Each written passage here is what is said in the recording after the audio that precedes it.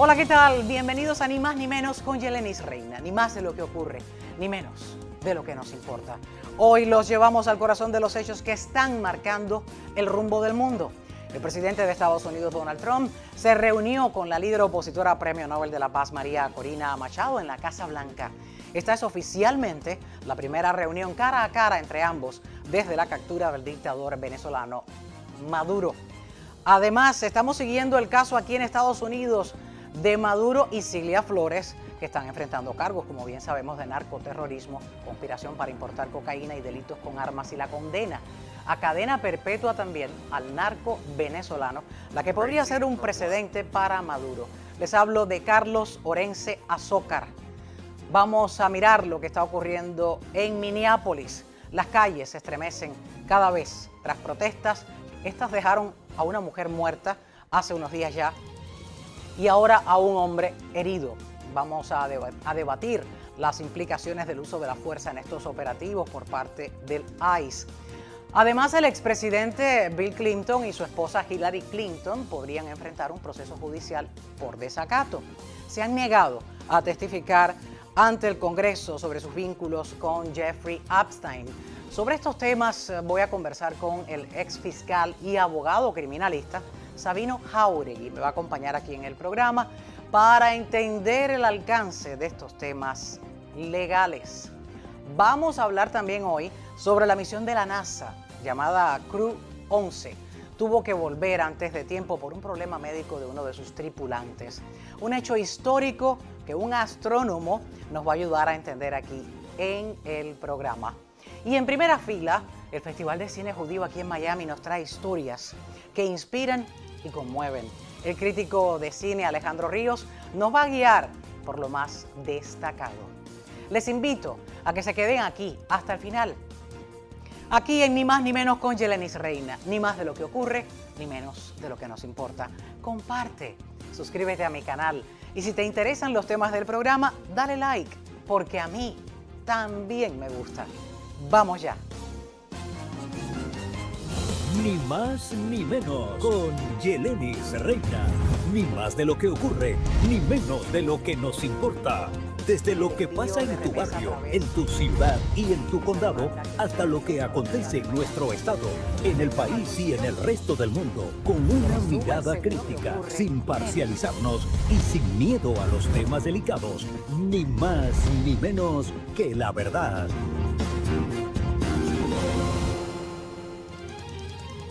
Comenzamos este Ni Más Ni Menos con Yelenis Reina, pues ya conversando directamente vía Zoom con el ex fiscal y abogado criminalista Sabino Jauregui, a quien le doy la bienvenida. Muchísimas gracias, abogado, por acompañarme en este día de hoy para hablar un poco sobre cómo pudiera verse ese capítulo de la segunda vista en corte del dictador venezolano Maduro y de su esposa Cilia Flores. Muchas personas están cuestionándose cuánto tiempo va a durar ese juicio, cuántos meses podría esperarse para saber qué va a pasar finalmente. Pero eso usted tiene la experiencia y puede decirme lo que sigue. La próxima audiencia es el 17 de marzo. Pero antes de adentrarnos en este tema, quisiera ponerle estas imágenes del encuentro privado. No las imágenes del encuentro, pero sí las imágenes de la llegada de la líder opositora María Corina Machado, el Premio Nobel de la Paz, a la Casa Blanca cuando tuvo lugar ese encuentro privado, ese almuerzo con el que iba a conversar con el presidente Donald Trump. Fue ayer que se encontraron y este encuentro, como les decía, un almuerzo privado, esto especialmente tras la captura del dictador Maduro el pasado 3 de enero de este año. Esta es la primera reunión directa entre ambos después de los recientes eventos en el país y forma parte, sin duda, de la estrategia de Estados Unidos para gestionar la transición política y posibles negociaciones. Al salir ella, le dijo a la prensa: Venezuela será libre. Sepan que contamos con el presidente Trump para la libertad de Venezuela, así lo expresó la líder venezolana María Corina Machado al salir de la Casa Blanca. Esas son imágenes que tenemos justo de cuando llegaba a ella. Vamos a precisamente adentrarnos en ese tema. Tras la captura del dictador venezolano Maduro y de Cilia Flores, pues se han sucedido muchos hechos, pero la pregunta que queda para la parte legal es cómo se van a presentar estas audiencias. ¿En cuál de ellas, abogado, bienvenido una vez más, en cuál de ellas pudiéramos saber qué pudiera pasarle? Porque acaban ahora mismo de sentenciar a un narco venezolano y le han puesto una condena de cadena perpetua, más 30 años. Y esta persona es mayor, voy a presentárselo ahorita, pero crea un precedente de lo que pudiera ocurrirles al dictador y a su esposa. Cuénteme un poco. Bueno, sí, Maduro también está enfrentando muchísimo tiempo en prisión federal. Él también tiene una máxima sentencia de cadena perpetua si lo fueran a encontrar culpable de todas las acusaciones que él tiene. Estas son acusaciones muy serias, que las condenas son severas. En el sistema federal, la cantidad de tiempo que te pueden dar en prisión es basado en la cantidad de drogas que uno es acusado. Y en el caso de Maduro, igual que con el otro narcotraficante que mencionaste, estamos hablando de toneladas de drogas de cocaína. Y también él ha sido acusado con posesión de armas, de ametralladoras y otras armas como parte de esta gran conspiración de tráfico de drogas. Así que él está enfrentando a décadas mínimo en prisión si un jurado lo encuentra culpable de esta acusación, de este indictment. Y el indictment es lo que es una acusación formal que presenta la fiscalía a un gran jurado. Ha mencionado, el punto es la fiscalía, el tribunal y la fiscalía.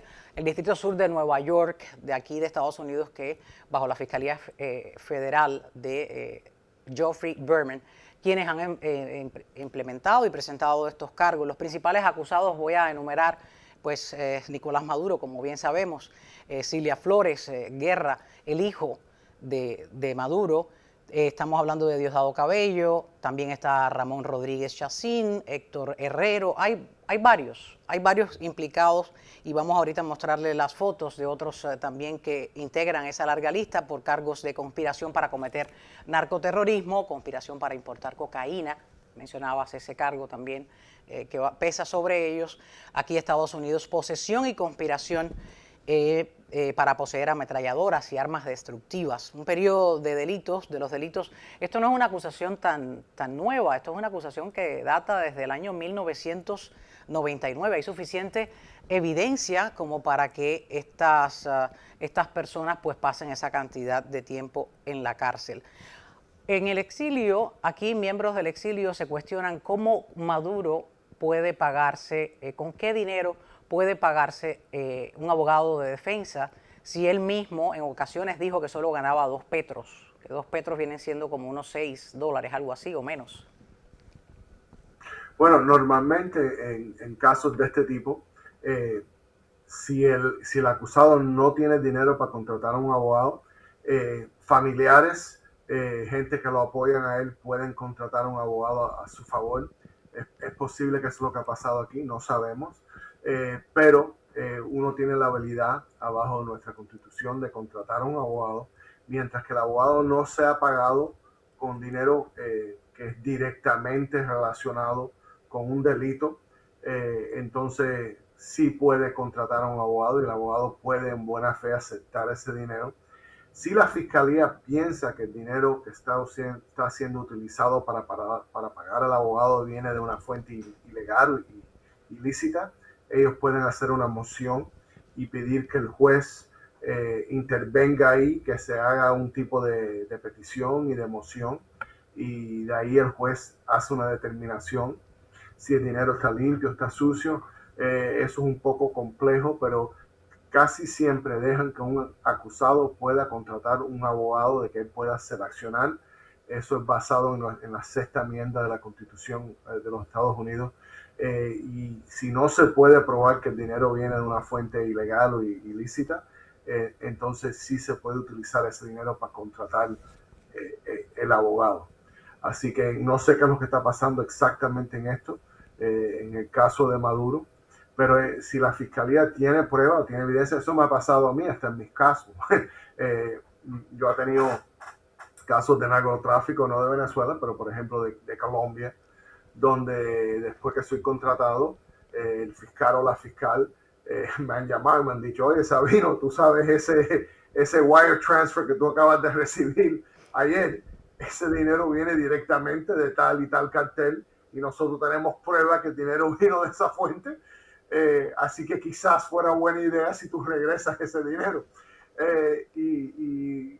Haciendo esto ya tanto tiempo, ya yo lo he hecho más de 25 años, no tiene cierta relación con la fiscalía y con los jueces donde uno aparece. Y eso no pasa nada, eso simplemente se regresa ese dinero y se trata de buscar dinero de una fuente más legítima, una fuente más legítima. Correcto, y se manejan los casos de esa forma, porque un abogado no puede aceptar dinero sabiendo que es dinero sucio, que viene de una fuente ilegal, que viene de robo, fraude o narcotráfico. El juez Hershain, en su momento, hace solo unos días, retiró la presencia de un abogado de apellido Fain que se quería adjudicar y ser parte del equipo de la defensa. Cuando ocurren estas cosas, pues él lo negó. ¿Cómo una persona va al grupo y dice, yo voy a ser parte de la defensa? Muchos pensaron aquí que había sido pagado por la familia de Maduro, que había sido quizás buscado por la familia de Maduro. ¿Cómo pueden pasar estas cosas? Bueno, es algo muy extraño, no es algo común. Normalmente un abogado es contratado por el acusado o por su familia, un amigo, lo que sea. Un abogado no puede presentarse y decir que es el abogado de un acusado sin el consentimiento del cliente. Eso no se hace. Así que aparentemente, yo no sé los detalles específicos en este caso, pero por lo que ha leído es que este abogado simplemente se puso como abogado de Maduro, sin haber conocido a Maduro, sin haber conocido o hablado con él, o hablado con la familia, o haber sido contratado por nadie. Entonces, eso no se puede hacer, no es ético, no está siguiendo las reglas del colegio de abogados y se puede hasta buscar un problema a ese abogado. El juez inmediatamente lo eliminó del caso y lo quitó, pero normalmente un caso normal, uno se reúne con el cliente, se reúne con la familia y con el consentimiento del cliente es que un abogado puede defender a esa persona y representarlo en la corte. Ahora estaba mirando el caso del cual le había mencionado al principio en el programa de este narcotraficante que está relacionado con el cártel de los Soles, que es Carlos Orense Azócar, al cual han condenado, ahí lo tienen en pantalla, lo han condenado a cadena perpetua. Al narco venezolano podría ser un precedente para Maduro. Vamos a hablar un poquito de este caso porque pudiera ser muy similar. Ahí al lado en pantalla también vemos a los implicados del caso, se los voy también a nombrar. Pero Carlos Orense Azócar, alias Tornapol, fue condenado a cadena perpetua más 30 años en Nueva York. Esto es reciente. Escuché también y leí que la condena del Pollo Carvajal fue también detenida hasta terminar para poder finalizar con este caso. Este señor operaba el cártel de los Soles de Venezuela, coordinando cientos de toneladas de cocaína y contaba con apoyo de militares, policías y funcionarios chavistas, sobornos y protección estatal. Esto, entre otras cosas, esto es muy similar a los cargos que está enfrentando Maduro y su esposa, quien también no es solo, está ahí por ser la esposa de él, también está acusada de varios cargos similares a los de él. Los implicados ahí los tenemos, está Cliver Antonio Alcalá Cordones, que es un ex general del ejército venezolano, es procesado por la justicia de Estados Unidos, está Hugo Armando El Pollo Carvajal, quien también procesado aquí en Estados Unidos, Maduro, quien ya se encuentra en Brooklyn, en la cárcel de Brooklyn, a la espera de esa segunda audiencia el 17 de marzo, Diosdado Cabello Rondón, está Tarek El Aissami, es vicepresidente, quien está detenido en Venezuela. Ahora, ¿podría pasarle algo similar a Maduro y su esposa aquí en Estados Unidos? Definitivamente, él está enfrentando los mismos tipos de acusaciones. Es más, él siendo el líder, claro, del presidente, un presidente ilegítimo, pero de todas formas el presidente de Venezuela, su condena puede ser hasta más severa, porque se supone que viene siendo casi la cabecilla de una organización, un cartel criminal. Las personas en las posiciones de poder siempre son castigados más severamente en una conspiración de que las personas que están por de abajo. Entonces lo que pasa mucho en estos casos de conspiraciones es que las personas que trabajaron abajo de Maduro, muchos de ellos van a llegar a un arreglo con la fiscalía y van a recibir una sentencia reducida mientras que ellos cooperan con la fiscalía y si están dispuestos a testificar en contra de Maduro y a favor de la fiscalía. ¿Quién sabe si ese otro, el Orense, si él tenía algún tipo de contacto con Maduro y si tuvo algún tipo de negocio con Maduro? Él también va a tratar de cooperar con la fiscalía, de testificar en contra de él para tratar de recibir una sentencia reducida. Eso se usa mucho en los casos federales. Ellos usan las personas que ya han sido condenadas, si tienen algún tipo de relación con el caso de Maduro y si pueden cooperar con la fiscalía en contra de Maduro, lo hacen para tratar de reducir su sentencia. No sé si es lo que está pasando en este caso, no sé si es muy temprano todavía, pero es un factor, es algo que puede pasar en el futuro.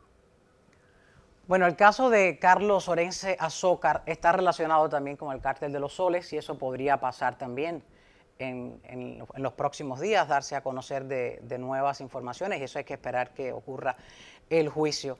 El juez que está a cargo de esta vista, Alvin K. Hergerstein, tiene 91 años. ¿Está todavía un juez con esta edad activo para realizar un tipo de este tipo de juicio tan complejo? Para decirte la verdad, depende del juez. Yo conozco a personas que tienen 60 años que no deben hacer nada más que mantenerse en la casa. Y yo conozco abogados que tienen 90 años que son buenísimos y son súper inteligentes, tienen tremenda experiencia y tienen energía. Todo depende de la persona. La experiencia es notable con 91 años y todavía está ahí sentado en la sala. Pero yo me refería al tiempo que pueda durar este juicio. ¿Cuántos años pudiera durar? ¿Hasta un año, 2 años? ¿Cuánto podría durar este tipo de juicio?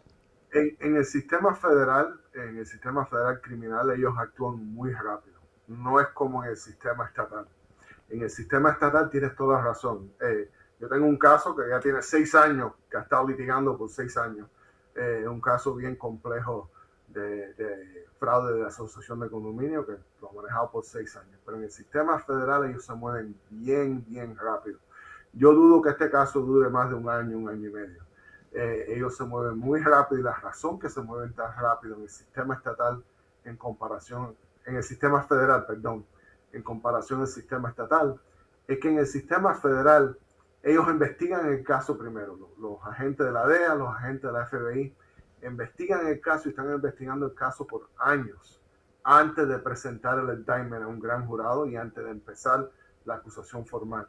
Y el sistema estatal casi que es lo opuesto. En el sistema estatal ellos arrestan a la persona y después empiezan a investigar. Es increíble, pero así es. Así que en el sistema federal ya todo está investigado, ya han hablado con todos los testigos. Los agentes federales básicamente le entregan un regalito al fiscal federal y le dicen, aquí está el caso entero, corre con esto. Y ahí ellos presentan el caso. Con todos los cargos y todas las evidencias. Todos los cargos y todo. Entonces nosotros los abogados de defensa en el sistema federal, al revés, tenemos que movernos rápido, prepararnos para juicio en menos de 6 meses y es algo que siempre nos estamos quejando con los jueces. Que no es justo que los federales han investigado el caso por 4 años y medio y nosotros tenemos que prepararnos para juicio en 6 meses, pero desafortunadamente así es en el sistema federal. Así es, y hay que seguir las reglas, ni modo, cuando toca, toca. Hablaba del sistema federal, ¿cómo pudieran ser los días de Maduro y de Cilia en esa cárcel federal, en Brooklyn, por ejemplo?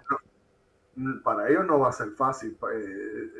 Todas las cárceles, hasta la cárcel federal, que es la mejor en nuestro país, todavía es algo feo. Van a estar bajo supervisión constante, siguiendo órdenes constantes, tienen muy poca libertad. En el caso de Maduro, lo van a poner en una situación bien restringida para que no esté en peligro de los otros presos. Así que no va a tener si pierden un juicio y va a ser condenado a décadas en prisión, no lo va a pasar bien en nuestras prisiones federales.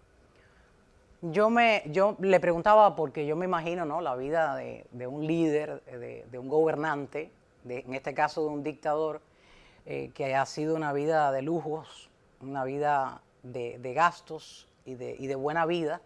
Ahora estar en una cárcel, ninguna cárcel, como bien mencionaba, ninguna cárcel pues tiene lujos, pero para él y para su esposa ha sido un vuelco brusco en su día a día.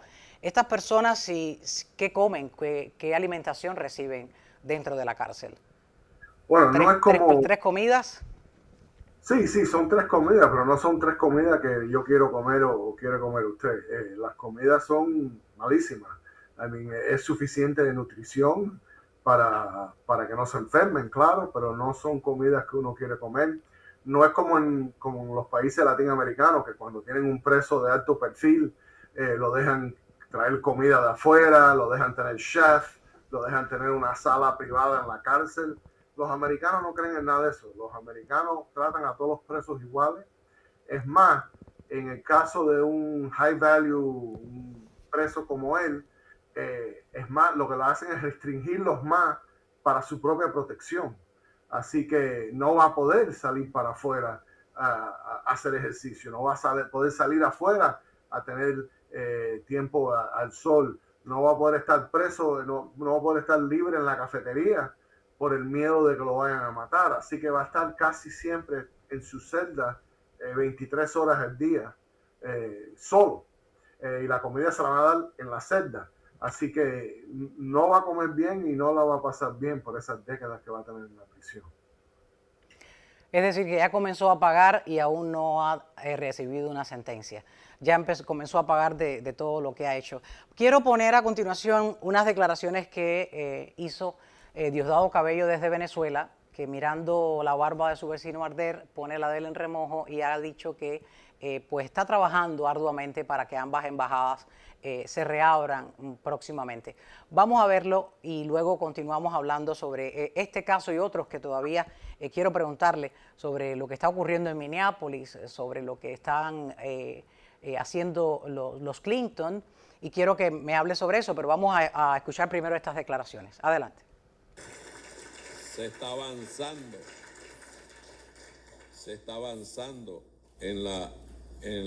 porque esto puede ser una duda que haya y yo aprovecho para aclararla. Se está avanzando el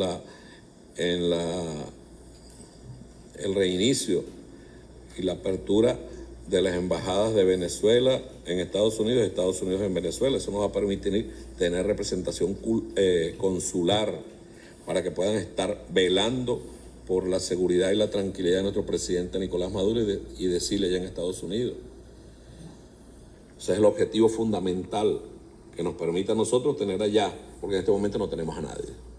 Están secuestrados allá y no tenemos a nadie, salvo los abogados, que no son venezolanos. Les agradecemos lo que están haciendo, pero no son venezolanos.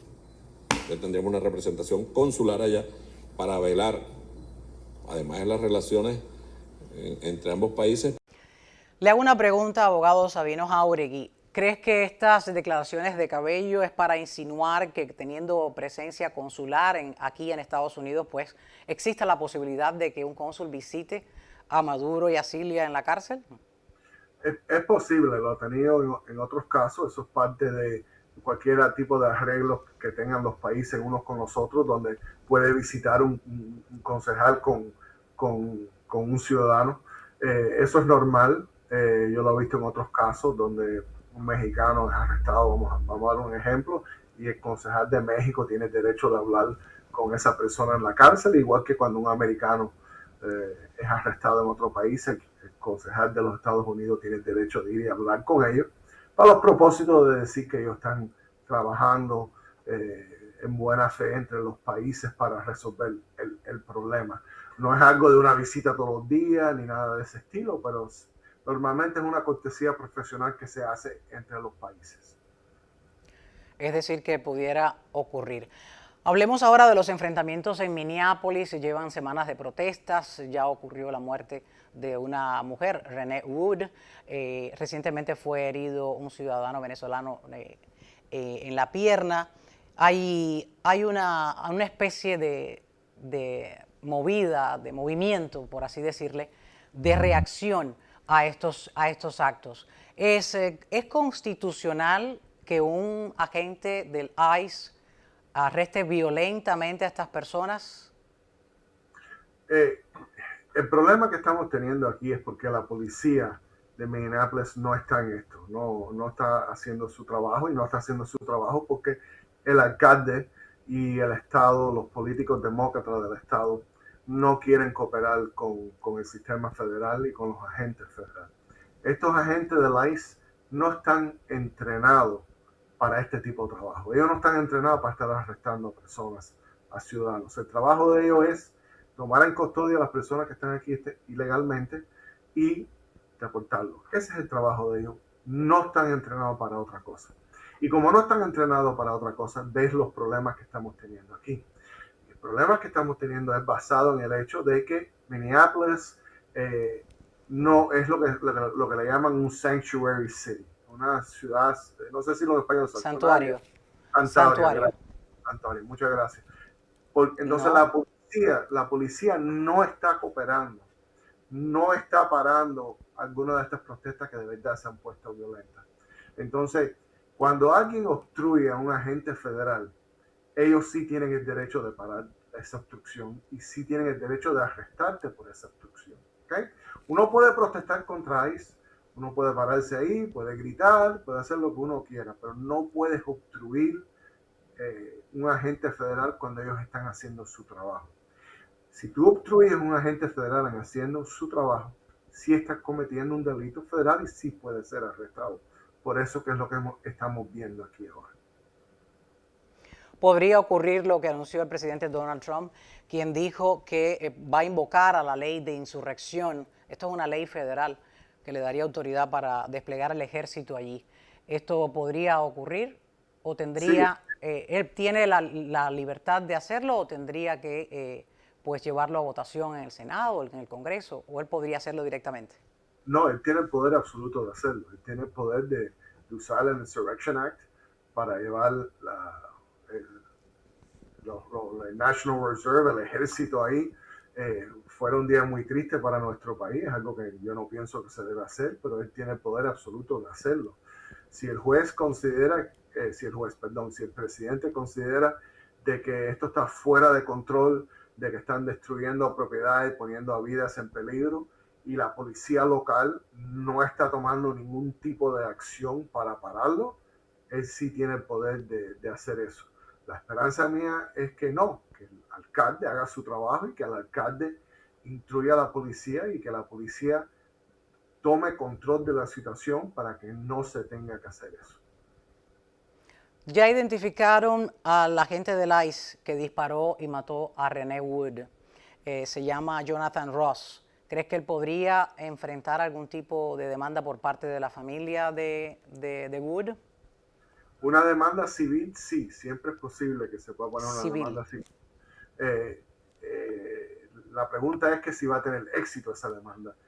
Yo lo dudo. Los agentes federales tienen inmunidad mientras que estén actuando en una situación que es parte de su empleo. Así que un abogado siempre puede poner una demanda por cualquier cosa. ¿Okay? La pregunta es si pudieran tener éxito. Si procede o no. Si procede o no. Basado en los videos que yo he visto hasta ahora, de que esa demanda vaya a tener éxito. Definitivamente, él no va a enfrentar una acusación criminal. Basado en lo que yo he visto, él no actuó de una manera ilegal, quizás no en la mejor manera posible. Yo creo que aquí hubieron errores en ambos lados. De la pobre víctima que perdió su vida, ella actuó de una manera que no debe haber actuado. Y el oficial también actuó de una manera que no debe ser basado en su entrenamiento. Porque un oficial normalmente no va y se pone al frente de un carro así, mientras que está filmando con una mano, teniendo una mano fija con un celular, y después con con la otra mano en la pistola, en lo que cogió de sorpresa. Ahí estamos viendo las imágenes. Ahí están las imágenes. Así que ahí el oficial no actuó basado en su entrenamiento y el procedimiento correcto de que hubiera usado un policía, por ejemplo. Y claro, la mujer tampoco actuó de una manera correcta. Ella no debe haber bloqueado la carretera en esa forma, no debe haber obstruido a los agentes federales. Y cuando le dieron varias órdenes que se salieran de su carro, ella no siguió las órdenes legales que le había dado el oficial. Y aquí hay, también tristemente perdió su vida, pero estas personas, y se ve ahí, creo que es la esposa de ella, gritando. La esposa de ella. Esta gente son parte de una organización que están haciendo estas manifestaciones y repito, es completamente legal para uno hacer protestas, hacer manifestaciones, gritar, decirle al policía todo lo que tú quieras decirle al policía, es completamente legal. Le puedes decir al policía que es una basura, le puedes gritar, puedes hacer todo lo que tú quieras y puedes protestar todo lo que tú quieras. Lo único que no puedes hacer es obstruir el trabajo de un oficial. Eso es ilegal y uno va a ser arrestado por eso. Y desafortunadamente, si llevas esto a un nivel donde un policía se siente que está en peligro, en este caso, uno de los videos que salió muestra que el carro le da al policía. Abajo de nuestras leyes, un carro es considerado una arma peligrosa. Y si un oficial se siente que tú lo estás atacando con un arma peligrosa, él tiene el derecho de defenderse.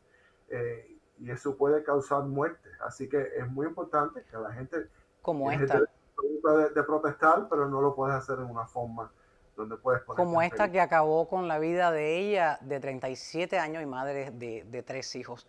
Otro caso que está en la mira legal, el matrimonio Clinton, el expresidente Bill Clinton y Hillary Clinton, se deben presentar al Congreso para testificar sobre sus vínculos con Jeffrey Epstein, pero se han negado.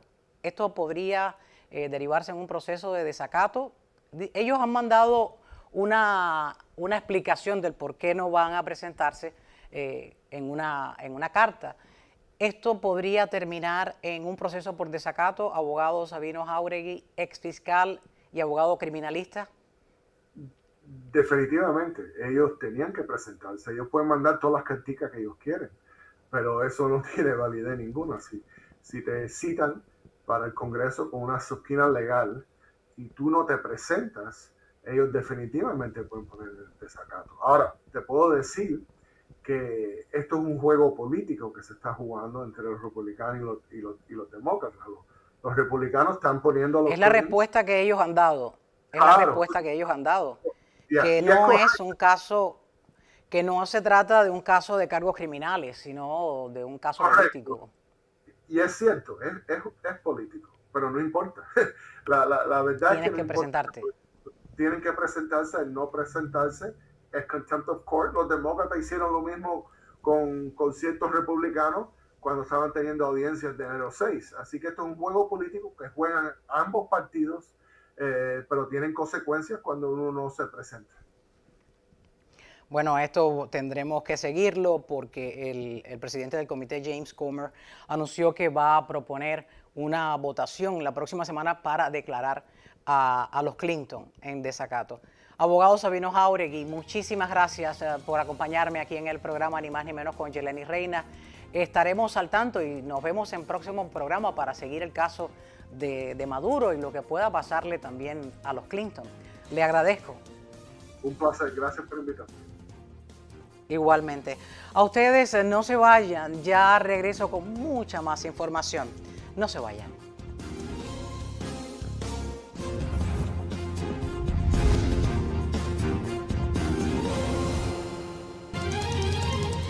A esta hora, aquí en Ni Más Ni Menos con Yeleni Reina, voy a conversar con el astrónomo Carlos Heredero. Me acompaña vía Zoom.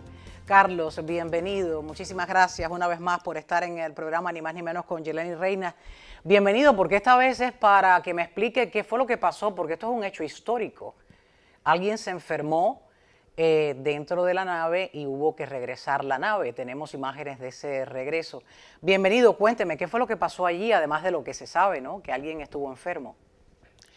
Bueno, realmente el mayor problema con la información respecto al problema que tuvimos en la Estación Espacial Internacional es que la política de la NASA con respecto a cualquier problema médico o de salud allá arriba se restringe la información.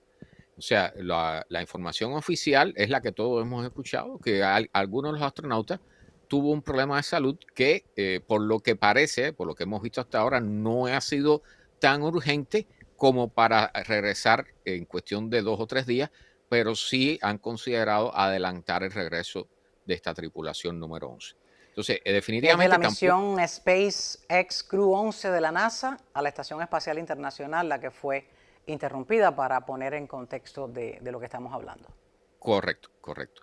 Entonces, realmente es un poco difícil imaginar. Lo importante es que todos han regresado sanos y salvos. O sea, Y están bien, cuando hay, claro. y están bien, correcto. Entonces, lo que han dicho, lo que dijeron recién regresados ellos, porque regresaron a las 3:00 de la mañana, de la madrugada, en la costa oeste de los Estados Unidos.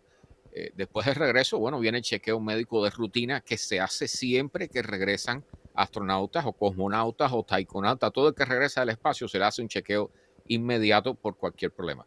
Pero en vistas de que uno de los miembros que está, no sabemos cuál es, o sea, eso es incógnito todavía a estas alturas, pero uno de ellos sí tendría que ir directamente al hospital, que estaban diciendo que se iba a usar un helicóptero para eso. No sé hasta qué punto si él regresaría a tierra con el resto de los miembros o harían prioridad con él. Todo eso está pendiente que se diga, pero lo importante, bueno, ahora ya tenemos al final, tenemos a Isaacman, que es vamos a decir, el reluciente nuevo administrador de la NASA, que ha tenido que enfrentarse a esta nueva situación que ha sido sin precedentes. Esta es la primera vez en la historia de la Estación Espacial Internacional que hay un regreso anticipado por cuestiones de salud.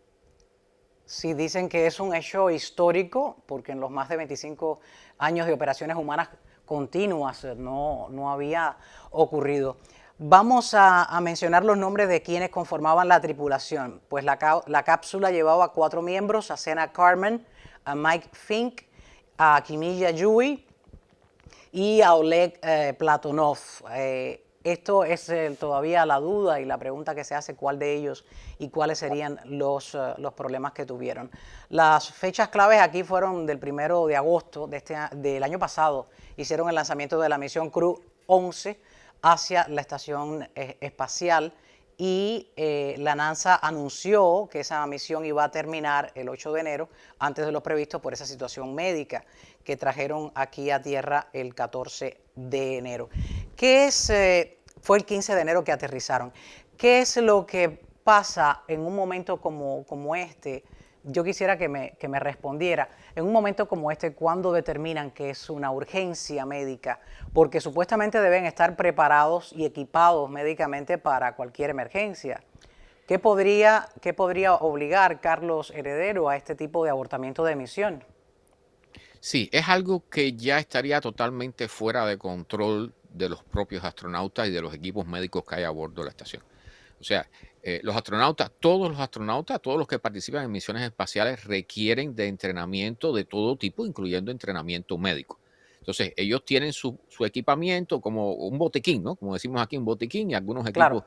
que posibilitan algún tipo de primeros auxilios. Tienen una nave que normalmente es una nave rusa, de fabricación rusa, una Soyuz, que es para regreso en caso de emergencia, porque ahí arriba puede ocurrir cualquier cosa. Puede haber el impacto de un meteorito que perfore una de las secciones de la nave y haya una pérdida de presión y hay que hacer una evacuación inmediata. En este caso, la nave Dragón también sirve para eso, la nave Dragón de SpaceX, aunque por lo que he visto el regreso duró 10 horas, prácticamente 11 horas. O sea, es un poco más. Cuando son las Soyuz, el regreso es un poco más rápido. Pero para casos ya críticos donde haya un infarto, que nunca lo ha habido allá arriba, o sea, los astronautas tienen requerimientos, vamos a decir, hasta exagerados, de chequeos de salud, asegurarse que tengan todo, que tengan un entrenamiento, ejercicio físico suficiente, preparación. De hecho, hay hasta vamos a decir, unas 45 días de separación de los familiares y de otras personas para evitar que suban con algún tipo de gripe o de cualquier otra enfermedad, porque ahí arriba eso es problemático, cualquier cosa. O sea, por ejemplo, aunque para la información sobre la contaminación por virus, por ejemplo, aquí en la Tierra ocurre muy rápido. Allá arriba, aquí demora 20 minutos. Tú te contagias con una enfermedad viral en 20 minutos. Allá arriba puede demorar algunas horas, pero allá arriba tienes la ingravidez que te empeora los síntomas.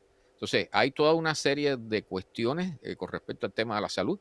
Los astronautas que pasan 6 meses o más, como este mismo tipo de misiones, pueden perder masa ósea, masa en los huesos, o sea, osteoporosis, pierden masa muscular a pesar de que hacen ejercicios diarios, dedican aproximadamente 2 horas diarias de ejercicio para mantener los músculos, pierden cierta calidad en la visión.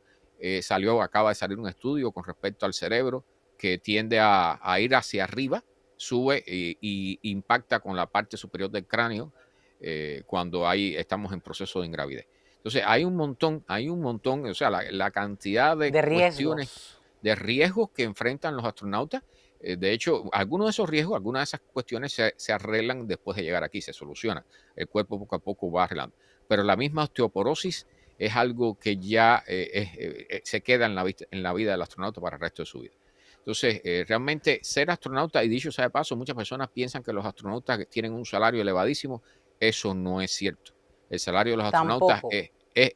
vamos a decir, es por encima del promedio, pero no es nada del otro mundo, sobre todo comparado con los riesgos que se tienen ahí arriba. O sea, solamente el hecho de lanzarte en un cohete que puede explotar, que puede despresurizarse la nave y puedes morir inmediatamente. Precisamente una de las cosas que iban a hacer ellos era una caminata espacial que se suspendió.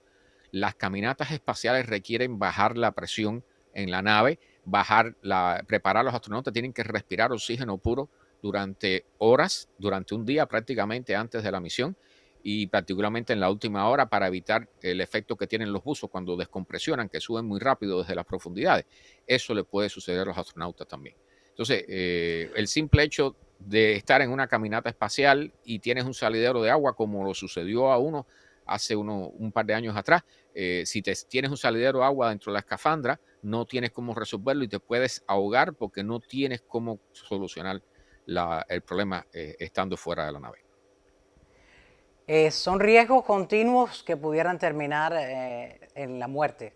Es peligroso. Ahora, mencionaba que ahí dentro de la nave pues duraba más el contagio de una gripe que aquí en la Tierra. ¿Eso a qué se debe? Si hay un encierro, cuando uno está encerrado en las escuelas, los niños pues cogen el catarro mucho más rápido porque está ahí contenida el virus. ¿Por qué dura más tiempo? Los organismos, incluyendo el nuestro, todo eso de arriba Sí. se enlentece. Todos los procesos propios de la biología se cambian con la gravidez. Que dicho sea de paso, no se le llama gravidez, actualmente se le llama microgravedad. Pero todas las formas de vida se alteran sus procesos bajo la ingravidez. Entonces se han hecho estudios que demuestran que lo que aquí demora 20 minutos en enfermarte, allá son varias horas. A veces, por ejemplo, los mismos astronautas allá arriba, cualquier cosa, el aire se filtra constantemente. Una nave espacial no es como una casa aquí donde si a ti se te derrama un poco de cloro, pues tú abres la ventana y cambias el Claro. aire. Allá arriba tú no puedes cambiar el aire. Entonces, hay un montón de cosas que son totalmente diferentes. Allá arriba no se lava la ropa, por ejemplo. Las personas piensan que la vida de un astronauta es normal. Cuando tú sales en una caminata espacial, estás 8 horas, a veces 10 horas fuera de la nave, tú tienes que usar un pamper, eso que usan los viejitos. O sea, allí Claro. no puede. De hecho, si se rompe uno de los toilets, la estación espacial tiene dos, uno ruso y uno americano. Si se rompen los toilets, tienen que regresar de emergencia a la Tierra porque no hay forma de repararlos allá arriba. Cuestan millones de dólares los toilets. Son toilets que cuestan, no recuerdo la última cifra, si eran 50 millones, una barbaridad de esas. O sea, realmente Es impresionante. uh-huh.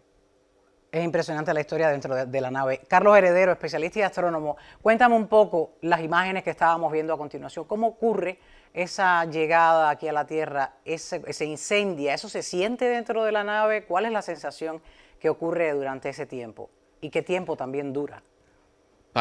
Es muy rápido. Para los astronautas, particularmente, lo que sientes es bueno, es aceleración, pero es como un frenaje, una desaceleración. Ellos vienen de la órbita a una velocidad que son unos 27.000 kilómetros por hora, unas 17.000 millas por hora. Entonces, es una velocidad enorme. Cuando comienzan a entrar en la atmósfera, el rozamiento con las capas altas de la atmósfera genera muchísimo calor. Entonces, estas naves, estas cápsulas, porque no son unas naves propiamente dicho, son cápsulas, tienen en el fondo un material que se va, para decirlo claramente, de forma que lo entiendan las personas, se va derritiendo y va llevándose el calor consigo. Entonces, eso protege de las altísimas temperaturas de la entrada. Eso que Ahí lo ven allí en estamos esa viendo. imagen, exactamente. Por ejemplo, el caso del transbordador espacial Columbia, que se desintegró en la reentrada, fue precisamente porque comenzó a tener, él había tenido un problema de algunas de las losetas de impacto, losetas térmicas que tenía, y uno de los bordes de la sala sufrieron un impacto por un fragmento de hielo en su lanzamiento. Entonces, cualquier fisura por donde pueda entrar el plasma supercaliente que hay allí en el momento de la reentrada, destruye la nave. Y por supuesto mata a los astronautas, como pasó con el caso de Columbia. Entonces, todo esto, aunque todo está preparado y está recontrachequeado y es relativamente seguro, siempre hay algunas posibilidades de fallo de la tecnología, porque nuestra tecnología no Claro es perfecta. está. Y por supuesto, ahora ven aquí hay 4 paracaídas, siempre hay 4 porque ahí puede haber la posibilidad de que alguno no se abra.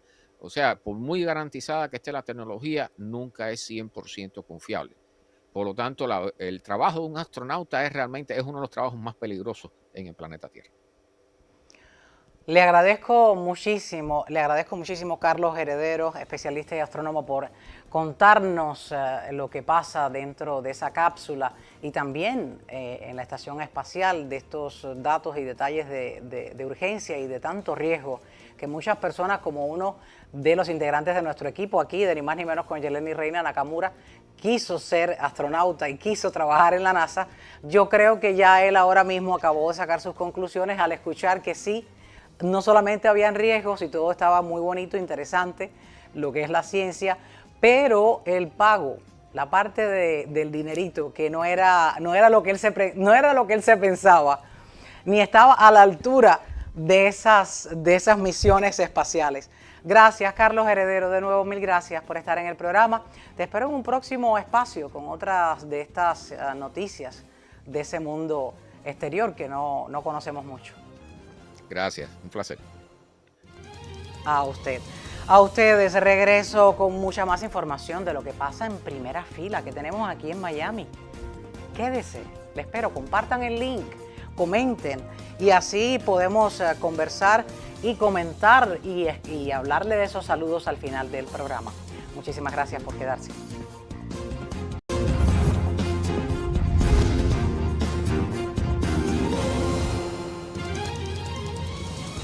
Aquí en Ni Más Ni Menos con Yelenis Reina, pues llegó el momento de sentarse en primera fila. Y yo lo hago en primera fila con el crítico de cine Alejandro Ríos. Alejandro Ríos, año nuevo. Un placer comenzar el año aquí contigo. Bienvenido. Año nuevo, eventos nuevos y acaba de ocurrir el más reciente, la premiación de los, eso inaugura, de los Golden Globes. Sí, eso inaugura la temporada de premios, lo que se llama la temporada de premios, que por supuesto todo es una carrera hacia el premio de la Academia, que es el Oscar, que es el que todo el mundo quiere.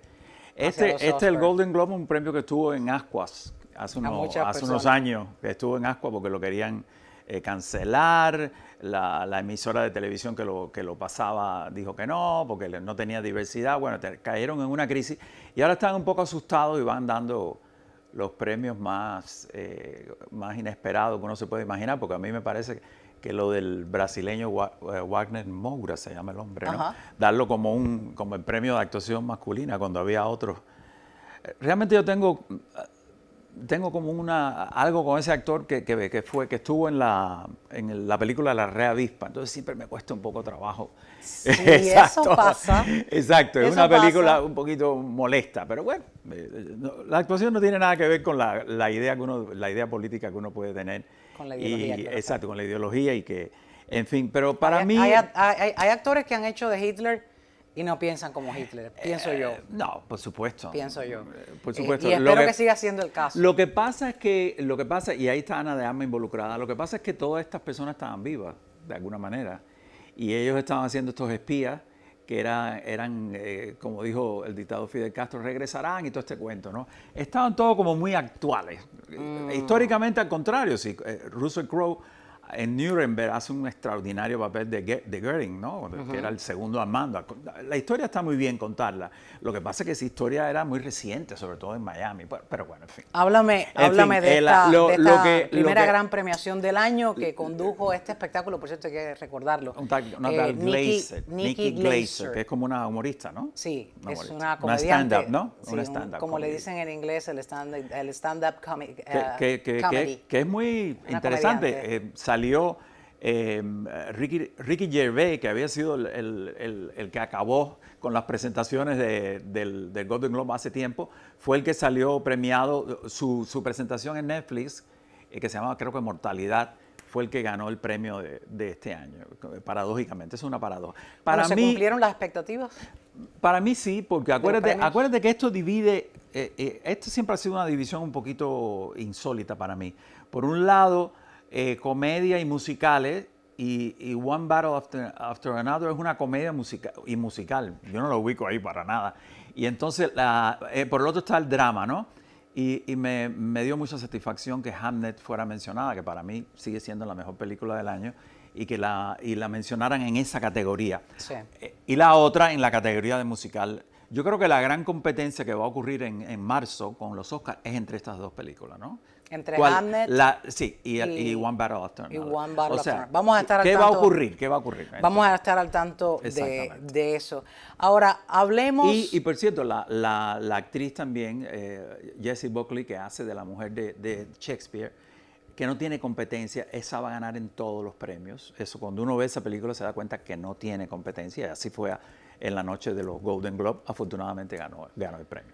Bueno, pasemos ahora al tema de los festivales que están teniendo lugar aquí en la ciudad de Miami, que va a comenzar el día 14. Del 14 al 29 ocurre un festival que es es la 39ª vez que el festival ocurre año tras año, es muy bueno, que es el Festival de Cine Judío de Miami. Yo he leído, y estoy casi seguro que es así, que es el principal cine con este tema en el mundo.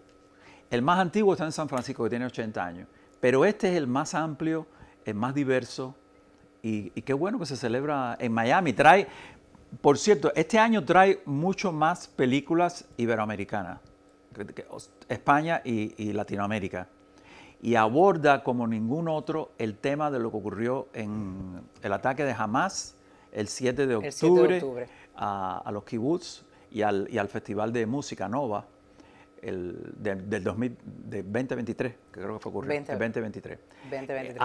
Hay dos materiales, dos documentales. Bueno, una serie que es para televisión realizada aquí en la Florida, en Hollywood, creo, en esta población el sur de la Florida. Y la otra que tiene que ver con una madre que cuidó a sus dos hijos hasta el último momento y los asesinaron. Tenía uno de brazo y el otro muy chiquitico. Vivas se llamaba ella. Y esos dos documentales, yo tuve el fin de semana mirándolos y son de quitarte el sueño. Esta es la de... Ahí tenemos las esta muchacha joven tratando de salvar a sus hijos. Esa fue la última imagen que tuvieron de ella y después la familia supo que la habían asesinado. Esta fue de las secuestradas durante esos días y después supieron que la habían... ¿Este documental cómo se titula? Este se llama así mismo, se llama Vivas asesinada por ser judía. Vivas asesinada por ser judía. Estas proyecciones que va a tener el Festival de Cine Judío aquí en Miami van a ser más de 130 películas de unos 20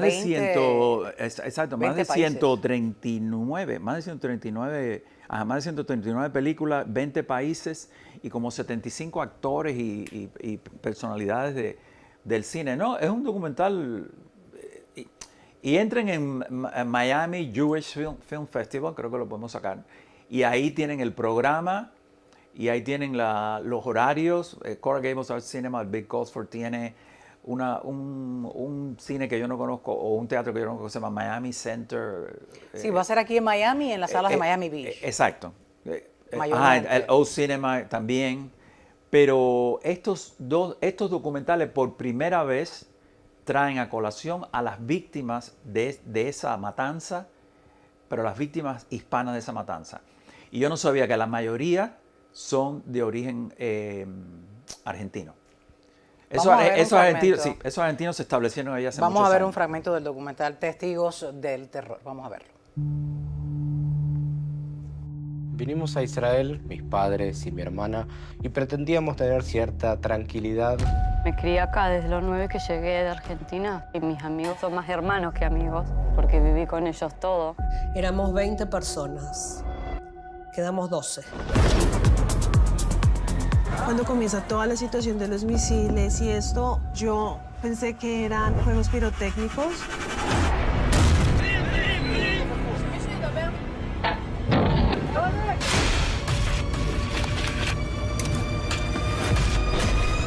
El 7 de octubre, unos 3.000 terroristas invadieron por tierra, aire y mar el sur de Israel. Vamos a encontrar algún refugio seguro. Este es un pequeño fragmento. Sí, fragmento. Esta es la serie, esta que acabamos de ver es la que por lo menos yo tuve acceso a 4 capítulos.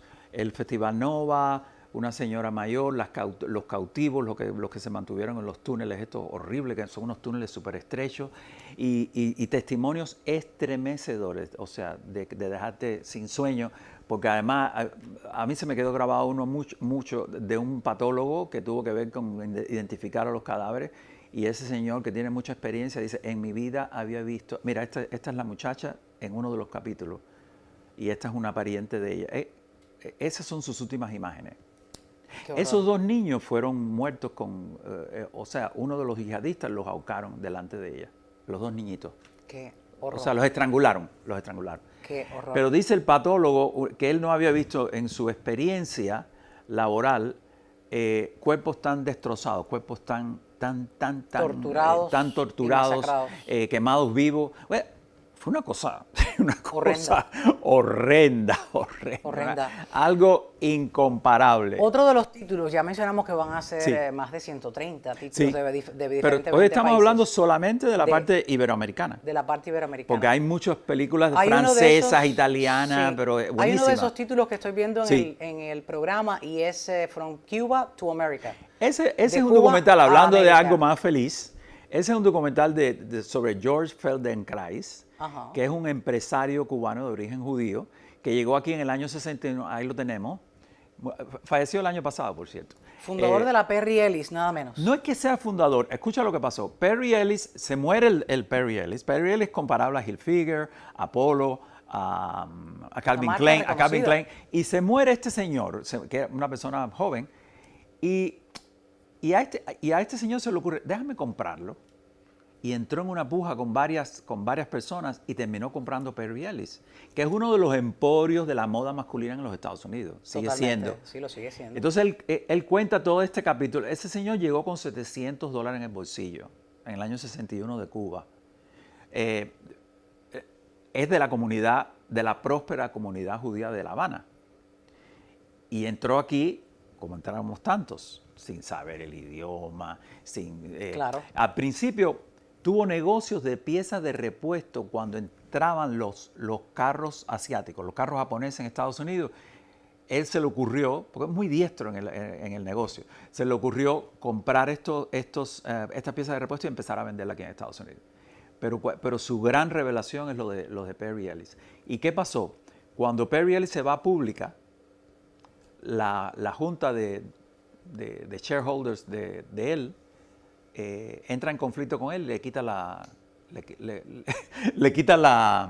es la propiedad, jefatura. le quita la propiedad de lo que él había creado. Y entonces la otra parte del documental trata de cómo ese hombre lucha a brazo partido por recuperar Perry Ellis.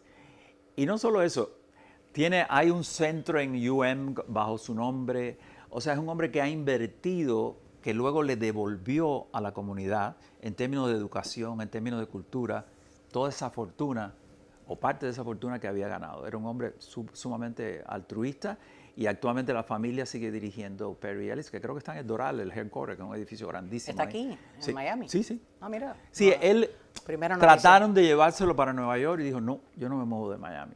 Y el Señor se quedó todo el tiempo aquí en Miami. Así que cada vez que, sobre todo nosotros los hombres, cuando vamos a comprarnos una guayabera cubavera, pensemos en Feldenkrais, que también pertenece, esa firma pertenece a él también. O un pantalón, o un jean. Perry Ellis tiene de todo, así que... Es un hombre y es de un grandes documental ideas y extraordinario, proyectos. es un estreno absoluto de este festival, es un estreno absoluto y va a estar la familia, va a estar Emilio Estefan durante esa presentación porque fue el que hizo la música para el documental.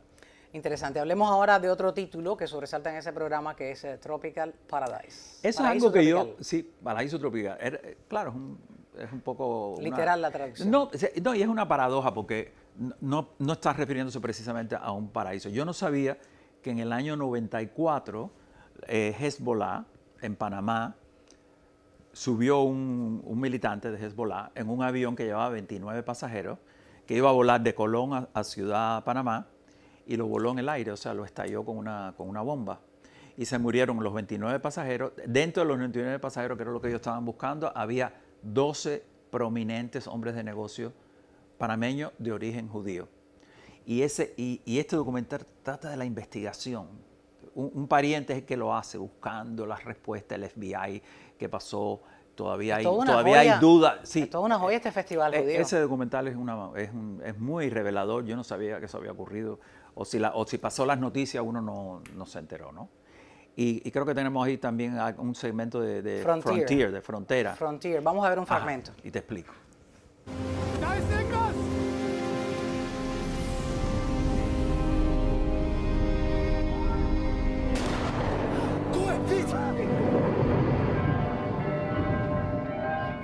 ¿Qué pasa? ¿Qué son?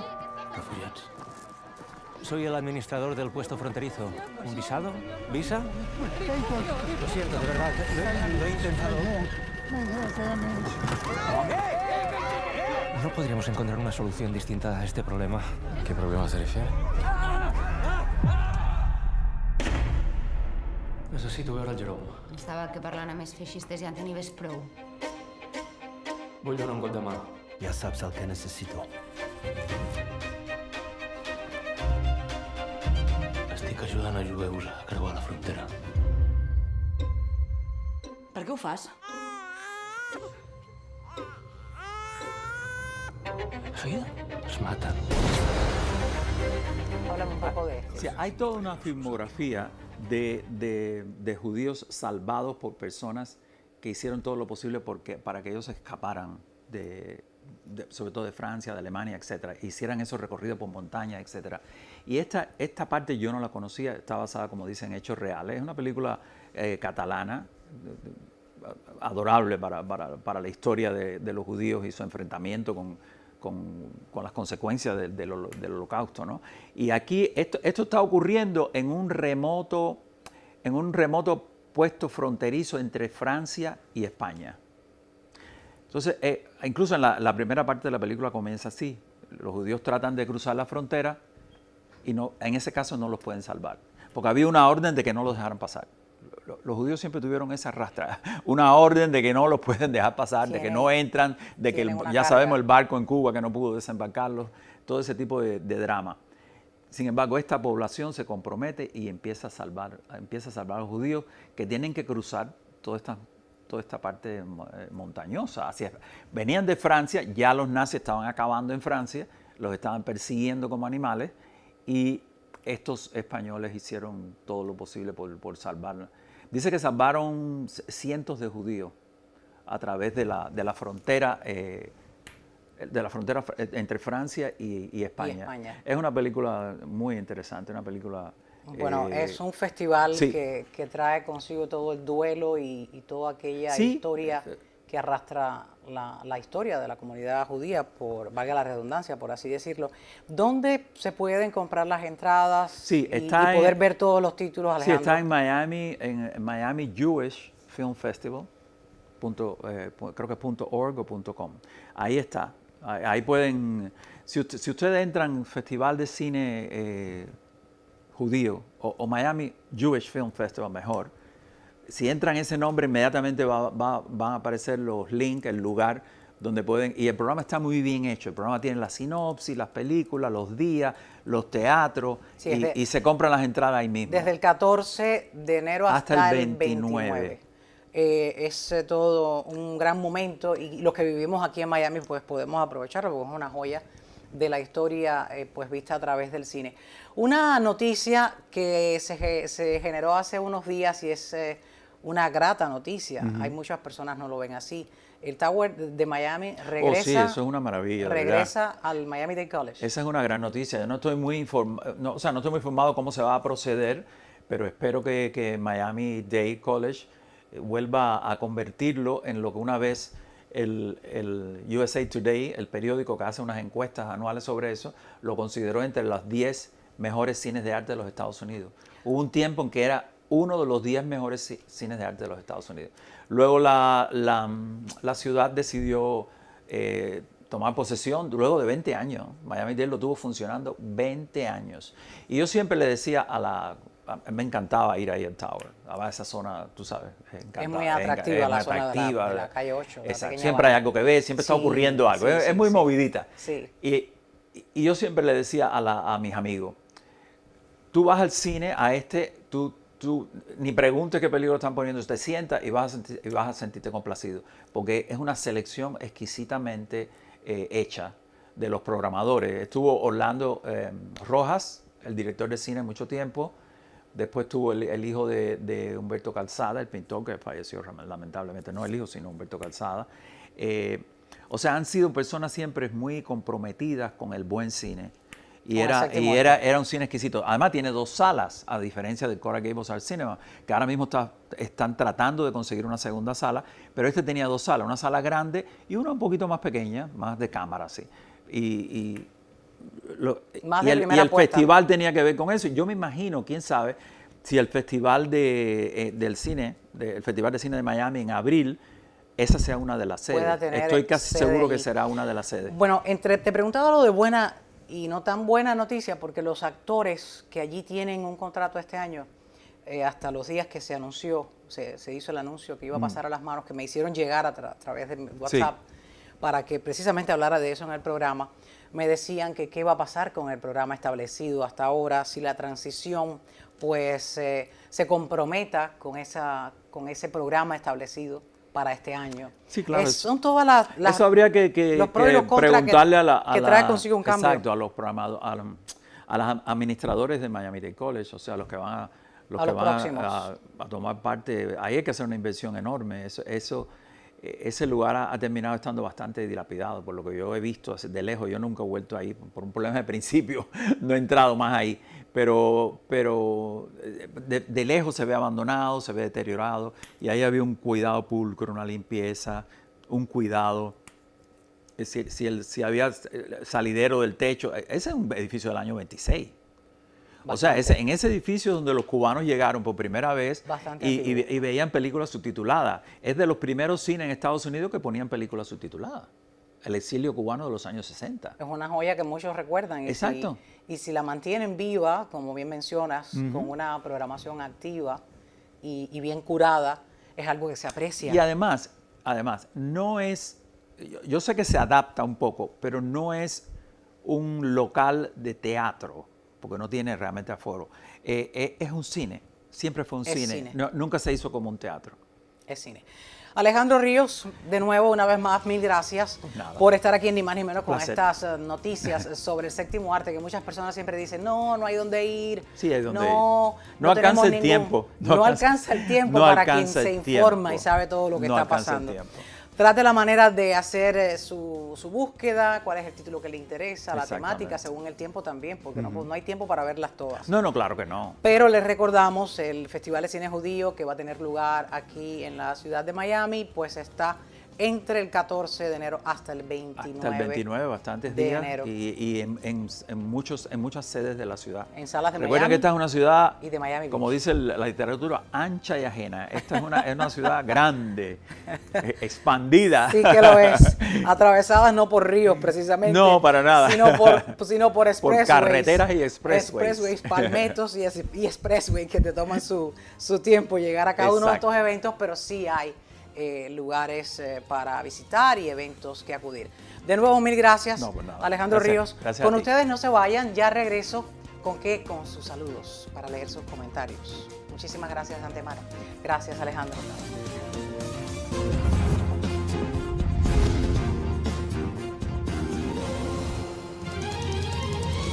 Vamos a despedirnos y a leer sus comentarios, sus saludos, aquella opinión que le interese dar a conocer. Pantalla abierta, ya está. Es Marco Fernández, quien es el primero en la lista que han comentado. Cárcel para Sheinbaum, vacancia para Sheinbaum. Ahí te están dando tus corazoncitos a cada uno de ellos mientras lea el comentario.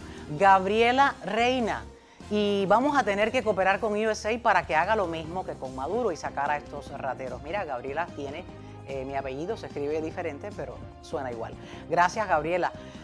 José del Ángel comentó, todavía le queda a México para abastecer al régimen de Cuba, ya Estados Unidos debe actuar para los barcos mexicanos. Aniux Barajas escribió gobierno humanista y se asombra con una carita, regalando lo que no le pertenece. Gracias a Nux por comentar, ahí te están dando tu corazoncito.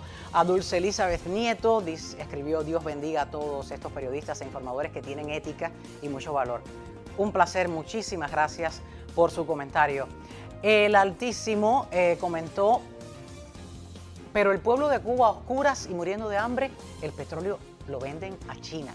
Gracias al Altísimo por comentar, a todos sus corazoncitos. Héctor Hernández, gracias por ver el programa, por compartirlo. A José Francisco Patrón, gracias. A Lourdes Hernández, también las gracias. Alicia Amable, José Alfonso Suárez, muchísimas gracias a todos por comentar, por ver el programa y por compartirlo. Y también, si no lo han hecho, pues yo aprovecho la oportunidad para recordarles, si se suscribe, nos van a ayudar a que nuestra comunidad sea un poco más grande y lleguemos a otros lugares del mundo. Tiene usted esa posibilidad solo haciendo clic en la campanita. Pronto, muy pronto casi, vamos a hacer muchos más aquí en Ni Más Ni Menos con Yelenis Reina. Ni más de lo que ocurre, ni menos de lo que nos importa. Gracias, les espero en un próximo espacio.